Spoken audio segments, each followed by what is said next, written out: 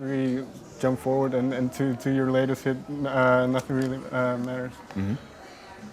It is quite a. If you look at your previous work, it's a lot of hip hop oriented, more rap, Mm-hmm. and this is more of a ballad. So was this something that happened naturally, or was it? Yeah, it was something that I always follow my intuition, and I don't really, I don't really care much about opinions because everybody got them, and they keep changing, and you don't even know if the person that's giving you the opinion is actually trying to, give you advice in your best interest. So you never know. So you might as well go with your own gut and follow that because you can't go wrong. It's there for a reason. Mm-hmm. So, I was working on the album, hip-hop album. I had a song where I was just singing. I just put it out thinking like, okay, let's see how people respond to it. I wasn't sure. And then it just blew up, I never expected that to happen. And finished the album real quick. Well, not real quick. Took my time, but I finished the album, put it online. And now I don't even know where I'm gonna go, I don't... Talking about Nothing Really Matters, do you remember what the starting point for that song was? Yeah, I was talking to Giorgio Timeforth. We were talking on Skype, and he was like browsing through songs, and he played me like 2 seconds of a song, and I was like, what's that? And then he was like, yeah, this like an idea me and Akon are working on. And I asked him to play it to me, and then I kind of like how it started, and I was like, okay, so what's the idea with the song? Because it's something that he and Akon, it's like a demo, but it was like completely different. But I could hear something in it, like I was like, why not try to make it like a good, like a piano song and change the chords a little bit here and there and change the structure. So we met up and he started playing. I took some of the lyrics that Akon had, like in the beginning, and then, did my own thing to it. And then he recorded the piano, sent it to me, and then I finished the rest of the song. And he was like, okay, let's add some strings to it. So we added some strings to it, and now it is what it is, Just put it out. When you say Akon had some lyrics already written, did you talk about the lyrics or the direction of the Well, it song? was pretty clear. It's like the first couple lines, so it's not. Plus, it's like a no-brainer. I just switched some words, and I just like some of the melody lines, and I just made it my own, little project. Right.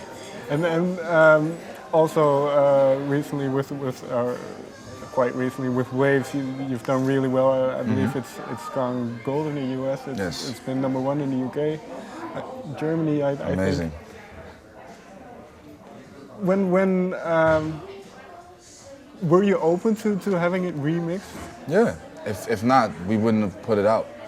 Like if I wasn't feeling it, I wouldn't have done it. But even before you heard it, did you think, well, if somebody approached you? Well, they kept hitting us up. Like there were so many remixes, and I liked all of them. Like I have a section on my YouTube channel. It's called Inspiration, because people they do their own interpretation. They dance to it, they remix it, they cover it, whatever.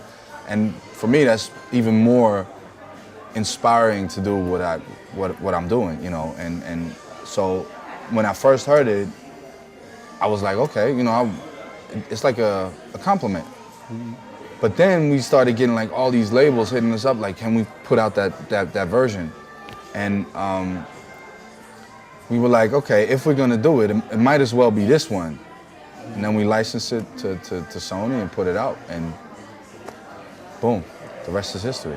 And these projects, well, I call them projects, but these songs, Waves, and then Nothing Really Matters, did they allow you now to be more experimental, not to be fixed? I always been, like, I always made songs that I never try to do the same thing twice, because we all know that never works. Right. You can't have the biggest artist do one thing, try to do it again, and it never works. So why would I do that? Only if I'm in it for, for certain reasons, then you're gonna chase that, but it's not gonna work. In terms of, this is going to be a really difficult question to answer, but in terms of all these different types of music, what to you then makes a good song? If I can relate to it, well, there are certain songs that are not even about me, but I can feel it, and I'm there in the room, experience it with those people or artists. That's, to me, that's a good song. It doesn't need a lot of words.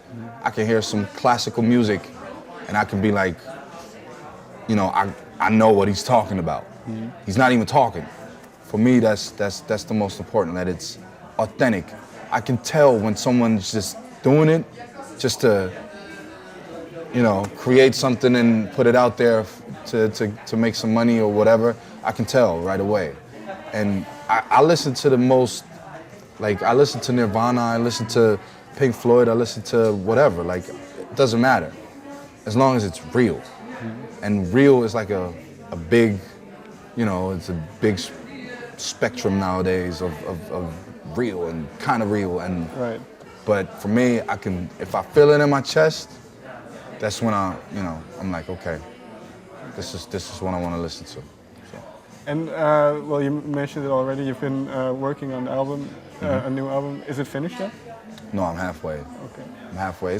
I got the concept ready, but now it's just trying to figure out which sounds I can add to it, you know? So the basic structure is there.